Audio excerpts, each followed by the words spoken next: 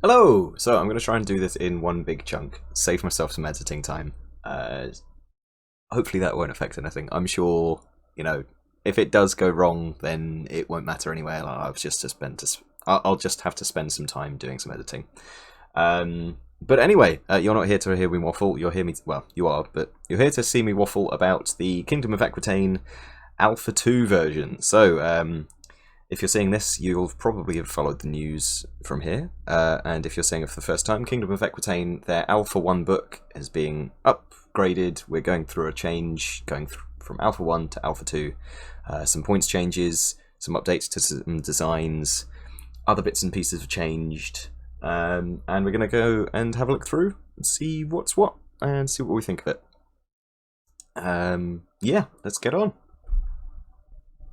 So, as you can see, so this is for February 17th, but this will have the proper date for it. I think it's going to be the 24th. So first change. I think the version that I've got.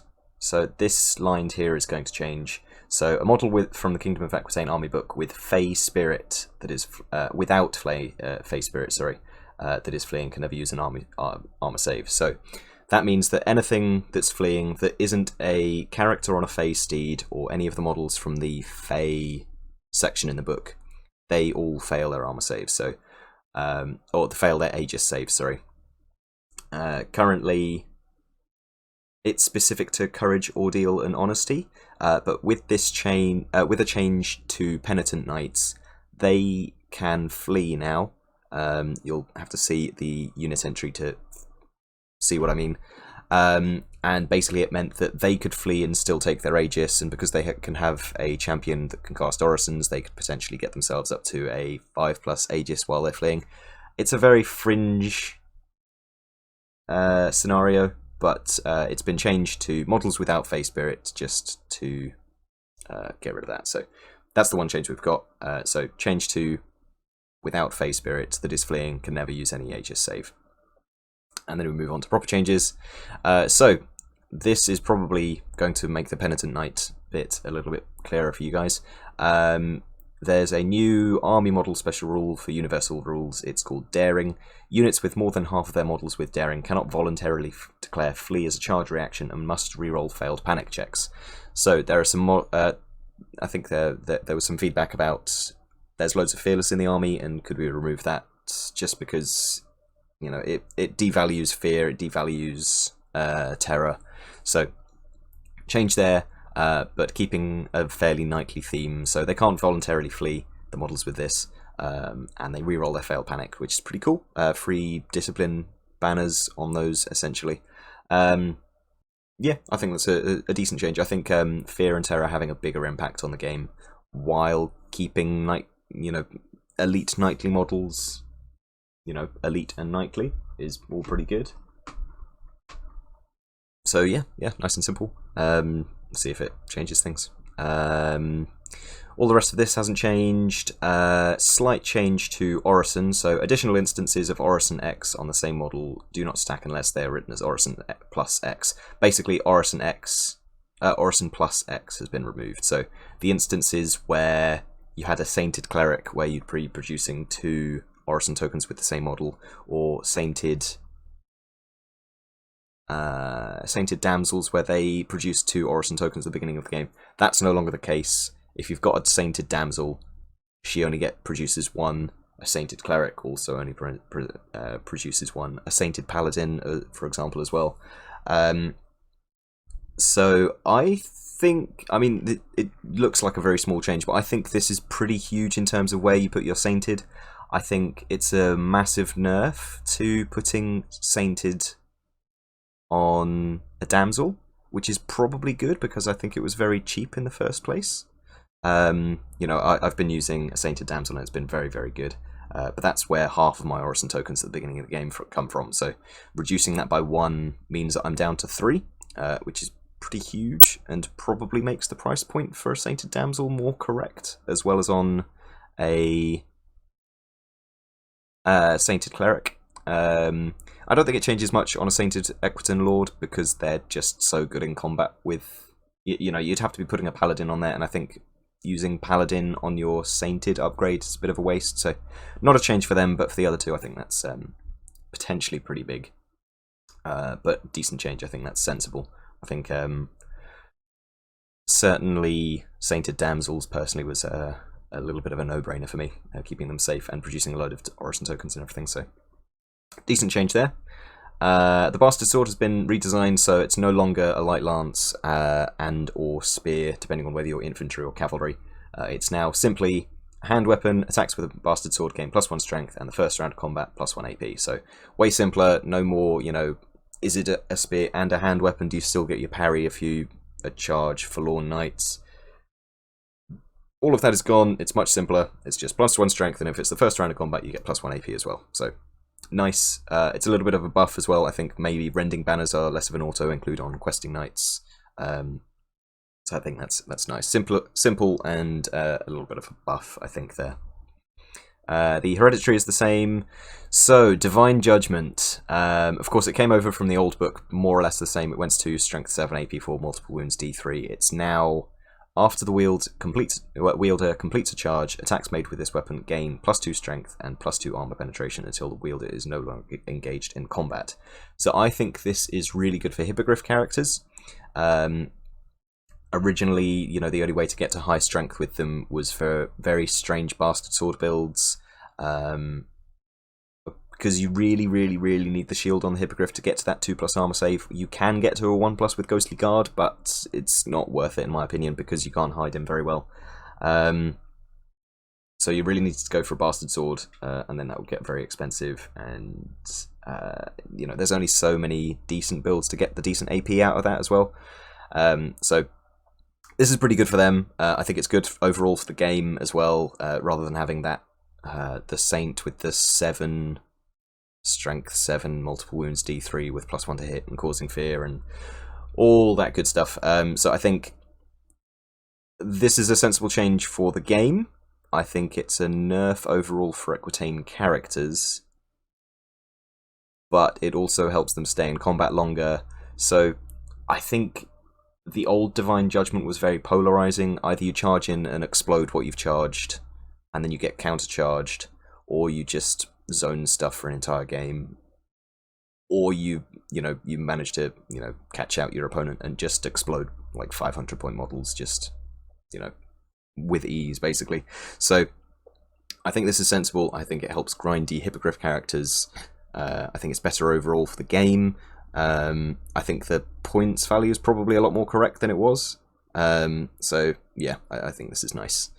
Points changes on Mortal Reminder and Uther's Metal, they've both gone down 10 points. Interestingly, that means Mortal Reminder is the same points value as Touch of Greatness in the Arcane Compendium, but you with the added bonus of Fear, and you can put it on a great weapon for +3 Strength and +3 AP.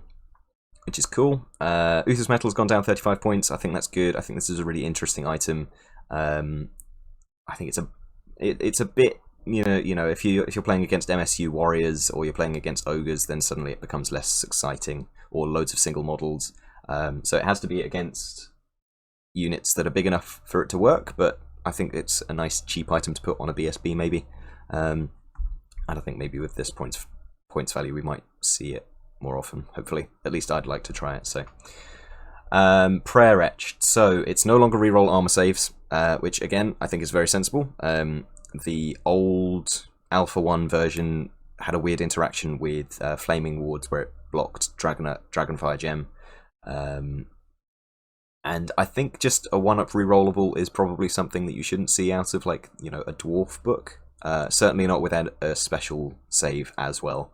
Of course, you can get to it with, basically any army with Dusk Forged anyway, but we have the added bonus of having a 5+ Aegis on top of that, so this is much nicer. On top of that, it's had Dominant removed, so you can now take Prayer Etched with Black Knight's Tabard. It becomes very expensive, and I'm not sure how many points you'd have left over for a weapon enchantment, but you can make a much tougher character there. With Sainted, you go to a straight 4+. With a Paladin on a Face Deed, you can go straight to a 4+. Aegis, that is. So I think this is better for the game. I think this is more interesting build wise. probably, again, a nerf for Equitaine characters, but I think overall, game-wise, this is sensible. Percival's Panoply has gone up 10 points, I believe, so the combination here hasn't changed at all between Mortal Reminder and Percival's Panoply. They've basically swapped their points values. Yeah, I think that's good because I mean, it's the only way to get to a decent armor save with a great weapon at the moment. While you're on certainly on a unicorn or a phase steed, probably also on a horse as well. So that's sensible. The Oriflamme's come down 10 points. Aspirant's Elan has come down 10 points as well, which I wouldn't have guessed from when we had this spoiled to us before the book was released. But having used it, I think I'm probably just using it wrong, but I don't think I've ever activated Aspirant's Elan, just because I'm probably not brave enough to make those launch charges. So whether or not it deserves the points drop, I don't know, personally, just because I haven't seen it used very much, despite taking it to 2 tournaments. Yeah, so I'm going to continue using it. I think I just need to be braver making those longer charges, and it's going to be very worth it with that. I think it's pretty good on your core knights, if nothing else. Black Knight's Tabard, so there was a particular build on a phase steed with Percival's Panoply, Black Knight's Tabard, Blessed Inscriptions, and a great weapon. You'll notice as we go through this, all of those have gone up in points, bar the Blessed Inscriptions, because that's an AC item. But it was very much a build in the forefront of lists that we were seeing, so all gone up in points, which is fair. I think the change... Is this no longer dominant also? I thought this was dominant. Yeah, not sure about that. Let me have a look quick. Okay, I don't know whether that's deliberate change or not, but the Black Knight's Tabard is no longer dominant. I imagine that's a mistake. Watch this space. Certainly it'll be correct on the release day. So keep an eye out for that. But yes, pretty sure that is at least a mistake. I'm not sure whether or not Prayer Etched might also then be a mistake. Characters, the Destrier has gone up in points, I believe. Yes, 5 points up for the Damsel. I think stealth nerf on Sainted, so I think this might be a fairer price point for the Damsel now. Otherwise, I thought it was probably too cheap, so I think this is fair. Equitaine Lord has gone up 5 points. The 90 Principles, you might have noticed, aren't at the front of the book. They're all here now. So a lot of these have gone down 5 points. Some of them have gone up. The ones that have gone down 5 points are just compensating for the fact that this has gone up 5 points. So not a huge change. I think the ones to go up significantly was Excellence and Valor. So along with the change to the base price point for an Equitaine Lord, those are the ones that have gone up significantly. Weapons wise, the Bastard Sword has gone down 5 points because it just wasn't seeing very much play. It's difficult to get to a decent AP point with it, so the change to it I think will help, and going down 5 points is also useful. Great weapons were everywhere on these, so that's gone up 10 points. The mounts have all changed. The Hippogriff has gone down 5 points. The Face Steed has gone up 5 points. The Pegasus Charger has gone up 20 points. And the Revered Unicorn has gone down 5 points. So a couple of these, the Hippogriff and the Revered Unicorn are changing because this has changed. The Pegasus Charger has gone up 20 points because it's fantastic. And the Face Steed, how many points did that go up? It went up 5 points. So little bit of a change for the Face Steed, but the Pegasus Charger is the big news of this this update. Up 20 points there. Because it's hard target and you can hide it in a unit, I suppose. Folk Hero, so Sainted got cheaper by 5 points, but the base cost went up 5, so no change there. The longbow is now 3+, so he's just as good at shooting with his bow at long range as core guys now, which is sensible. Little bit of shuffling with the points. I think all of them got 5 points cheaper. They did, apart from the Destrier, which went up 5 points. Again, mostly just compensating for this change here, and putting less of a tax on mounts. The heroic traits also have been moved from the front of the book to here. The two big changes here is Quinn, which is interesting. I didn't see this coming at all. But if you take your Quinn folk hero on foot, the model gains Scout, which is really cool. I'm not sure how powerful that is. Probably pretty good, but you can only really scout with what are they called? Hooded men. So potentially you could saint your guy and then cover him in armor, give him a decent weapon, and then he's running out by himself immediately.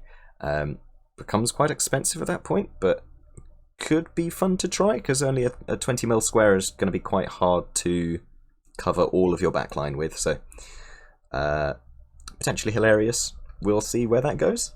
The rest of them have changed a little bit. Oh, the Troubadour, of course. So no more March to the Beat, it's just a full musician, so he gives his units Swift Reform as well. So if you know exactly where you want your Troubadour, you don't need to pay for a musician on that unit, necessarily, which is nice. Castellan went up 5 points, Bannerman went up 5 points. Those are the ones that we're seeing the most use from the folk hero, so going a little bit up along with the base cost there. All sensible, all good. Character mounts, none of these have changed. Oh, so one thing with the Fey Steed. You can no longer take 2 Fey Knights and 2 Fey Steed heroes.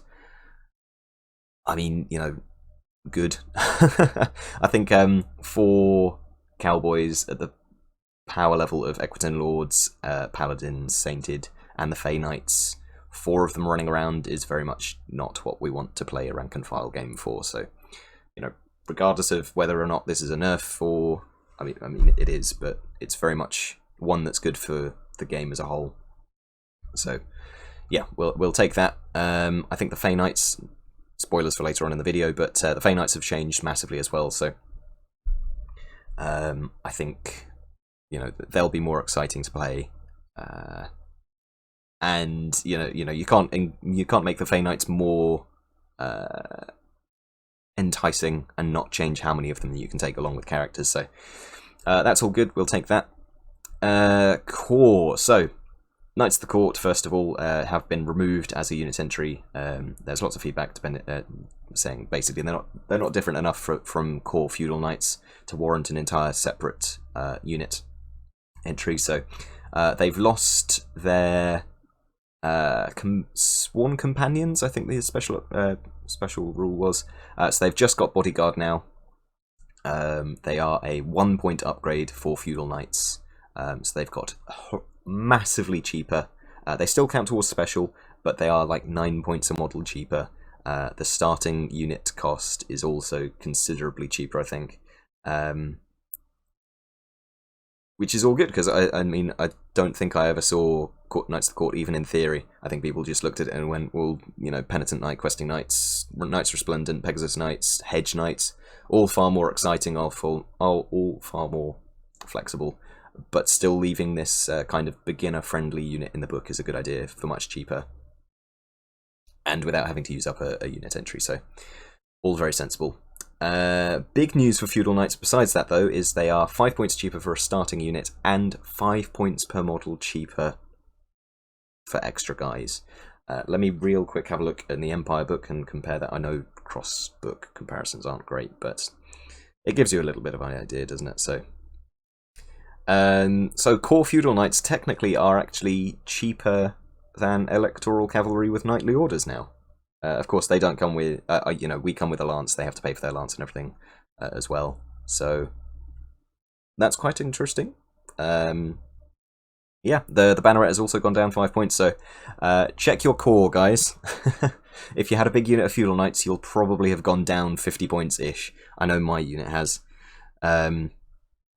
Yeah, I don't know, I quite liked Feudal Knights. I know lots of people were saying that they weren't necessarily impressed with them, so this is cool. We'll see if they're too cheap. They might receive a buff in the next one. Who knows? Yeah, play them and have a look. Auto Sergeants, great weapons have gone up from 3 to 2 points per model. This is sensible because it's massively the better choice out of the two of them, so that's all good. I think it makes a pretty reasonably big difference. It's 30 points for a full unit of 15. But I think it's points that we'd all be happy paying. So Lowborn levies. So a couple of changes. You can now take paired weapons on them. This is to cover Peasant Crusaders from the Slim Book with paired weapons. They're now in the Lowborn levies section essentially. The halberd upgrade now comes with the shield, which is cool. Gives you a 5+ against shooting. Try and keep more of them alive as you get into combat. And the shield upgrade went up to 2 points a model from free. So in your big units of 40 guys with shields, they'll have gone up, what, 80 points? Which is pretty massive. But to be fair, considering you can put a reliquary in here, you can put your characters in here pretty easily. They've got easy access to a 5+ Aegis, all more than fair. I think it makes core more competitive with feudals and potentially auto sergeants. I don't know whether that's going to be too expensive for the unit, but I imagine, you know, parry and 5+ Aegis is, you know, that's real good. Yeah. Moving on, Lowball Arches, extra point per model. Defensive stakes have gone down 5 points. Nothing more to say there. In Special Knights at Arms, it's 10 points cheaper for the unit, 2 points per model cheaper. Forlorn Knights and Ordo Wardens, their upgrade have gone up 1 point, but with the drop here, it's now 1 point per model cheaper to play Forlorn Knights and Ordo Wardens, so yep, I think that's good. I mean, you know, I think Men at Arms were massively being outcompeted by core Lowborn levies, just because they were far more price efficient and you can get far more bodies out of the core guys, so this should see them be more competitive, at least the base version of Men at Arms. It's only a 4-point difference between a hand weapon shield levy and a hand weapon shield Men at Arms now. So, yep, this is good. This is a unit that I want to try out. The Sacred Reliquary, its Aegis has been reduced from 5+ to 6+. It's removed Fearless, but all of the unit's discipline tests are subject to minimized roll. So, if anything, I think this is probably a buff. With Honesty, and the, you know, you can cast Orisons from the unit. You still get the free Orison token during magic phases, so it's very easy to still bump up to a 5+ with the Reliquary. All discipline checks subject to minimized roll is really good. I mean, if anything, I think this unit got a buff more than anything, but also it removed Fearless, which is good for the health of the game, really. It makes fear and terror more impactful for other armies. So, good change there. Probably more of a buff than I was expecting for these. You see them everywhere, and I think they're really good. So, good stuff. Nitrous Resplendent came down 5 points per model for extras, and 5 points per model. 5 points for the starting unit, and the Banneret also came down 5 points. So, yeah, I think that went back to probably the latest version of internal playtesting before the book was released. So, I think that's good. I personally wasn't in love with them when I used them, just because they're, you know, I think that's probably my playstyle. Just I'm not very good at definitely needing charges. If you fail it, then you're just a feudal knight, basically. So, yeah, I think this is good here. Knights Penitent, so as I mentioned earlier, they've lost Fearless and gained Daring, so they can potentially flee here. If they take a load of shooting damage and then fail their rerollable panic, they can then flee, which, you know, previously with the fact that they don't have Courage, they don't have Honesty, they don't have Ordeal, they'd be able to take their Aegis saves, so that's been taken away.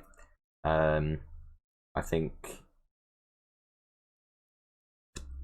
I mean, you know, it doesn't make a difference for break checks, but potentially they fail more fear checks now when they're fighting monsters. It makes them slightly less independent, and probably a bit of a nerf for them. Don't know. I haven't used them yet. They've been very good for other people. Still pretty solid unit though, and I think again the removal of Fearless as much as possible, replacing it with Daring, makes Fear and Terror more impactful, because a lot of the complaints you see a lot of the time from everyone is just that Fear and Terror don't really necessarily do a whole lot. So, yeah, and then the Ordo Minister on Orison token for them went up 10 points, which is good because, you know, healing on these guys is amazing. So, sensible, and otherwise the unit costs haven't changed, so nothing massive there. No change for Knights of the Quest, besides the banneret becoming 5 points cheaper. Hedge Knights were a big one to change. So they've lost paired weapons because there was lots of feedback about paired weapons on just a regular human knight being a bit weird with them, you know, dual wielding on the back of a horse. It's all a bit odd. So they've lost paired weapons, gone to 2 attacks on their profile, which means they lose their pip of offensive skill. Devastating Charge has changed from the -2 defensive +2 agility and battle focus to battle focus, frenzy and hatred. They've also lost Fearless and gone to Daring. So only Agi 4 on the charge now instead of Agility 6. Only Offensive 4 on the charge instead of Offensive 5. But they do gain Hatred. So, you know, probably, I mean, you know, overall, it's a nerf, right? But you also get your rerolls to hit. It's not massive. It's not huge. But also, like, on top of that, the units become 30 points cheaper. And 8 points per model for extras cheaper, so massive discounts. And I think this is now at a price point where they're not necessarily competing with Pegasus Knights and Sky Heralds. So I think this is really good for the unit. I think it's good for modelling because it makes it a little bit easier to find guys with, you know, just a hand weapon with their hand on the reins. And the banneret got cheaper as well. So, I mean, rules-wise, big nerf. Points-wise, massive buff. So I think this kind of just changes the role of Hedge Knights, makes them more internally competitive, and hopefully we'll see more of them from now. No change for Yeoman Outriders. Hooded Men got considerably cheaper. I think it's 10 points for the unit, 2 points for the extra models. They've lost Fearless. They come with Daring instead now. They start with Ordeal. And Enlisted Outlaws got cheaper. They lost the option for paired weapons, but that's because the unit now has paired weapons. Enlisted Outlaws changed a little bit as well, so they now start with Ordeal, so they don't buy that anymore, and they lose Daring and Unstable, so you've got to pay for that if you want to scout your Quinn in with them, if that's what you want to do. But I think most of all, you know, gaining the paired weapons and the points drop is solid for this unit. I think that's good. Siege weapons. So the Trebuchet is now 175 overall. The Scorpion's gone up 5 points, so they're coming a little bit closer. I was expecting the shape for the area attack to change, but it hasn't.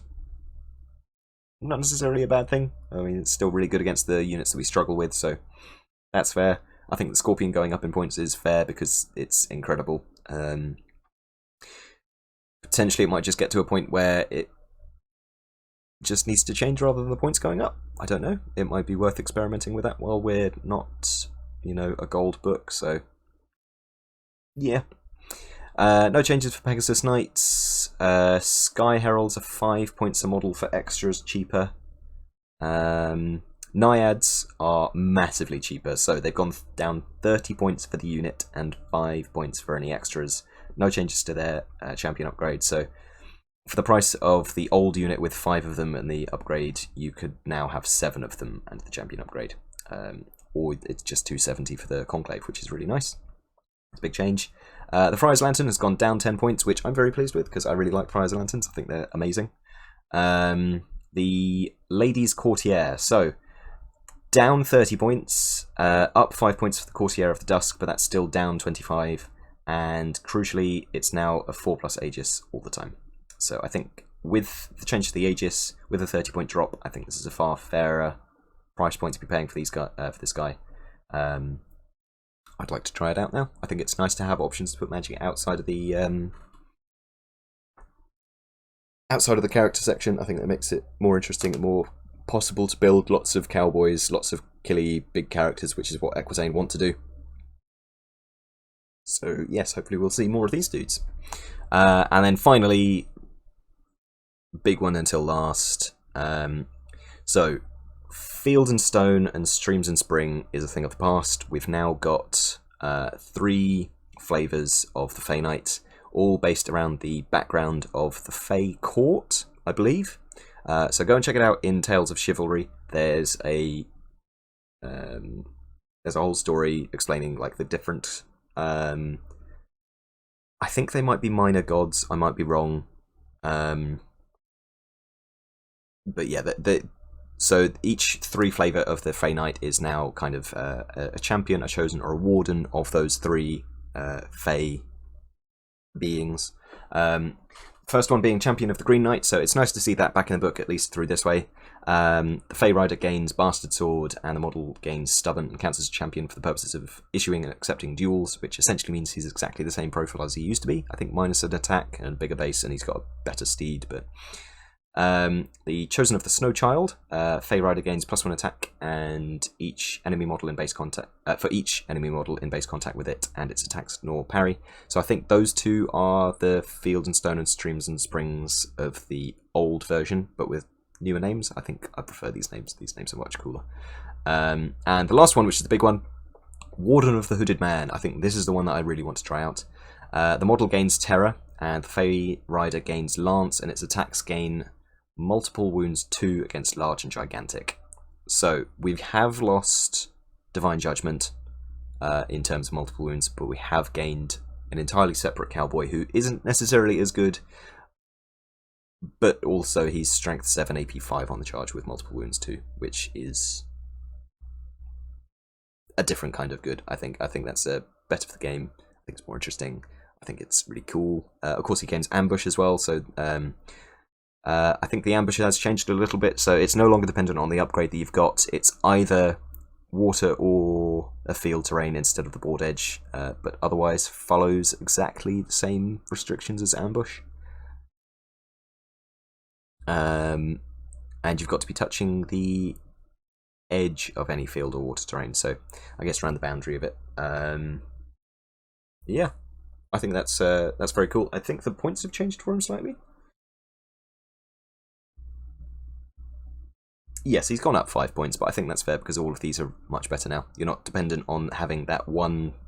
Like, if you don't have a field on the board, for whatever reason, you might be at a tournament with just slightly odd terrain because they're not map packs.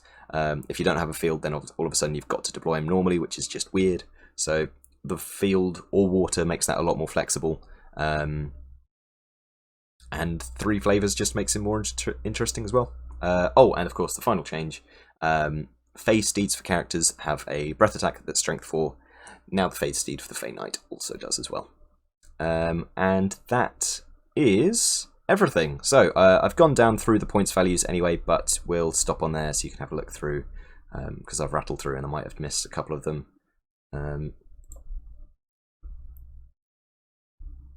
Ooh, there we go. Don't know if that's too small. Let's go. So that's that bit. And then there's the second bit. Yes, and that's everything. So thank you very much for joining me.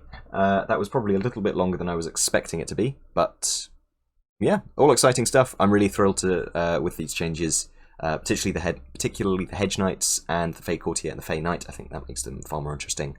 I think the changes to the magic items is sensible, and I think Daring is interesting. I think it's a nerf to the units that got it, but it's cooler than just ignoring stuff, so personally I think it's more flavourful.